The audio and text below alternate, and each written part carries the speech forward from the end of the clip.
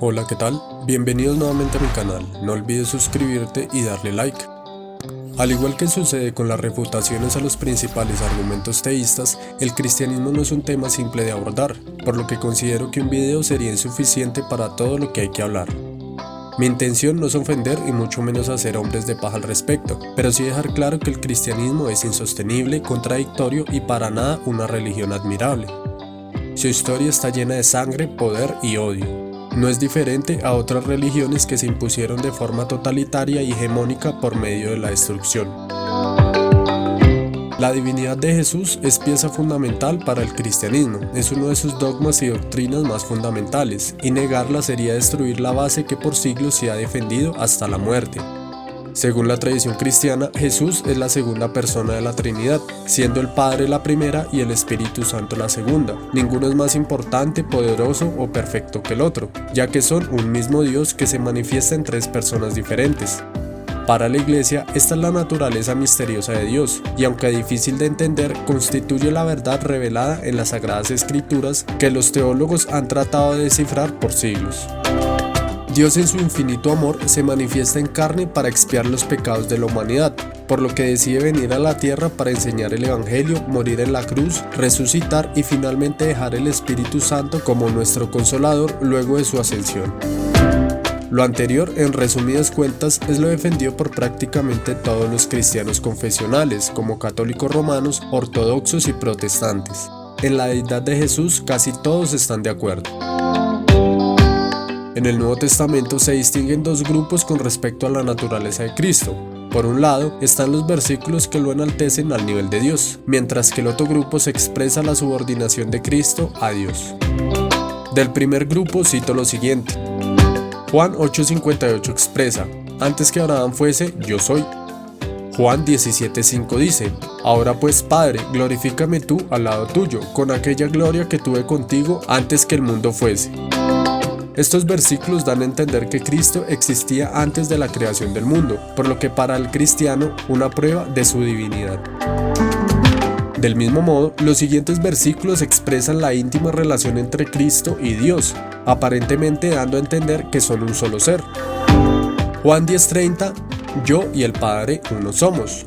Juan 5:19, todo lo que el Padre hace, también lo hace el Hijo igualmente. Juan 17:10, todo lo mío es tuyo y lo tuyo es mío. Los versículos anteriores aparentemente demuestran la divinidad de Cristo, y puesto que tanto Él como Dios existían antes de la creación del mundo, se infiere que son un mismo ser, pero te demostraré que esto es una mala interpretación. Veamos el segundo grupo de versículos donde se expresa la subordinación de Cristo a Dios. Mateo 24:36 y Marcos 13:32. Pero el día y la hora nadie lo sabe, ni aun los ángeles de los cielos, sino solo mi Padre. En estos versículos hay una clara inferioridad en el conocimiento de los tiempos de eventos futuros. Cristo se refiere a su segunda venida, donde ni siquiera Él sabía cuándo sucedería. Mateo 20:23. El sentaros a mi derecha y a mi izquierda no es mío darlo, sino aquellos para quienes está preparado por mi Padre. Juan 5:30 dice: no puedo yo hacer nada por mí mismo. Juan 6:38, porque he descendido del cielo, no para hacer mi voluntad, sino la voluntad del que me envió. Mateo 26:39, Padre mío, si es posible, pasa de mí esta copa, pero no sea como yo quiero, sino como tú. En estos versículos es clara la subordinación de Cristo, donde su poder es limitado y únicamente actúa bajo la voluntad y soberanía del Padre. Pero las palabras de Cristo no son las únicas que describen su inferioridad. Pablo también lo deja claro. 1 Corintios 15:28. Pero luego que todas las cosas le estén sujetas, entonces también el Hijo mismo se sujetará al que la sujetó a él todas las cosas, para que Dios sea todo en todos. En este versículo se afirma que todo estará bajo el dominio de Cristo, pero Él mismo se pondrá bajo la autoridad de Dios, quien fue el que le dio la autoridad sobre el mundo. No es ningún misterio notar que para Pablo Cristo es una criatura subordinada a Dios. He decidido poner varios versículos para que no quede duda al respecto y no se me acuse de tergiversar algunas citas aisladas, aunque hay muchos más, considero que son suficientes. Llegados a este punto, no se puede pasar por alto la clara dualidad entre una manifestación soberana y la otra subordinada. Esto es simplemente extraño y contradictorio, donde un Dios perfecto, poderoso y soberano es a su vez imperfecto, débil y servil. ¿De qué forma se podría resolver esta dualidad sin afectar la supuesta naturaleza santa de Dios? La respuesta está en lo llamado unión hipostática, donde Dios tiene dos naturalezas, una divina y una humana. La subordinación supuestamente la hizo con su naturaleza humana. Creo que es evidente que esto es una respuesta rebuscada y para nada satisfactoria, que deja más preguntas que respuestas. ¿Cómo podría Cristo ser humano y divino al mismo tiempo, pero estar subordinado al Padre mientras se declara que son un solo ser? ¿Cómo podría Cristo ser humano y Dios al mismo tiempo, pero ser imperfecto y mortal? Incluso hay preguntas todavía más devastadoras. ¿Cómo fue posible que los apóstoles comprendieran esta doctrina siendo ellos en su mayoría analfabetas o poco ilustrados? ¿El objetivo de Cristo no fue acaso enseñar el Evangelio para que fuera predicado? ¿Cómo se iba a predicar algo que ni siquiera hoy en día, después de siglos de filosofía, se entiende? Bajo principios hermenéuticos y exegéticos, la Biblia se debe interpretar bajo el contexto sociocultural en el que fue escrito, pero los conceptos filosóficos utilizados en esta interpretación fueron inventados siglos después, por lo que es un anacronismo confuso e injustificado. Te preguntarás, ¿hay alguna interpretación que sea más coherente, simple y menos rebuscada? Por supuesto, para empezar, hay que tener claro las ideas filosóficas y religiosas de la época, donde proliferaba el gnosticismo. Esta idea afirmaba que existen tres clases de seres razonables: Dios, espíritus puros y hombres. Dios no podía contaminarse con la creación, debido a que la carne es mala y el espíritu bueno, por lo que incluso la teología judía ya estaba impregnada con esta idea, al punto de enseñar que los ángeles dieron la ley de Moisés y no Dios mismo. Esto lo replica Pablo en Gálatas 3:19.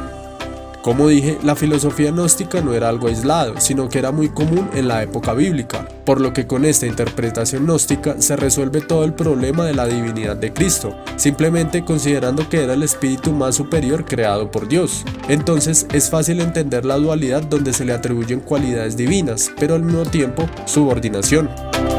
La solución es bastante clara y fácilmente demostrable por el mismo Pablo. Efesios 1:17-21 dice: No ceso de dar gracias por vosotros, haciendo mención de vosotros en mis oraciones, pidiendo que el Dios de nuestro Señor Jesucristo, el Padre de gloria, os dé espíritu de sabiduría y de revelación en un mejor conocimiento de Él, el cual obró en Cristo cuando le resucitó de entre los muertos, y le sentó a su diestra en los lugares celestiales, muy por encima de todo principado, autoridad, poder, dominio y de todo nombre que se nombra, no solo en este siglo sino también en el venidero. Aquí podemos ver claramente que Pablo describe a Cristo como un ser al cual Dios colocó por encima de otros espíritus. Del mismo modo, en Colosenses 1:15, Pablo muestra a Cristo como el primogénito de la creación, es decir, el primer ser creado por Dios. Esto está todavía más claro en 1 Corintios 15, donde Cristo es llamado el segundo Adán. Algo muy simple de interpretar, puesto que Adán fue el primer humano creado, pero Cristo el primer ser creado. En este punto creo que todo está muy claro. Aún así, mostraré una evidencia más que destruirá totalmente la divinidad de Jesús al nivel del Dios Supremo. Juan 10:31-36 dice: Los judíos volvieron a tomar piedras para apedrearle. Jesús les dijo: Os he mostrado muchas obras buenas que son del Padre, ¿por cuál de ellas me apedreáis? No te apedrearemos por ninguna obra buena, sino por blasfemia, y porque tú, siendo hombre, te haces Dios. Jesús le respondió: ¿No está escrito en vuestra ley, yo dije, sois dioses? Si aquellos a quienes vino la palabra de Dios los llamó dioses, y en la escritura no se puede violar, a quien el Padre santificó y envió al mundo, vosotros decís blasfemas, porque dije, yo soy el Hijo de Dios. Este fragmento bíblico es tan claro que cuesta creer la mala interpretación que le dan. Podemos sacar tres conclusiones. Primero, Jesús niega rotundamente haber blasfemado, puesto que en ningún momento se igualó a Dios.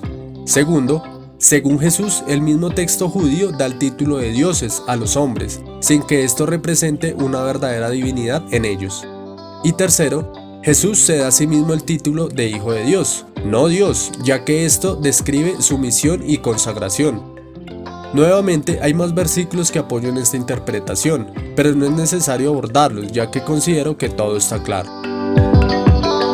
Lo que he dicho en este video no es una interpretación que me saqué de la manga, sino que desde la época de los padres de la iglesia se debatía este tema, primero por Orígenes y después por Arrio y Eusebio, quienes negaban rotundamente la divinidad de Jesús, pero pronto fueron censurados debido a intereses políticos.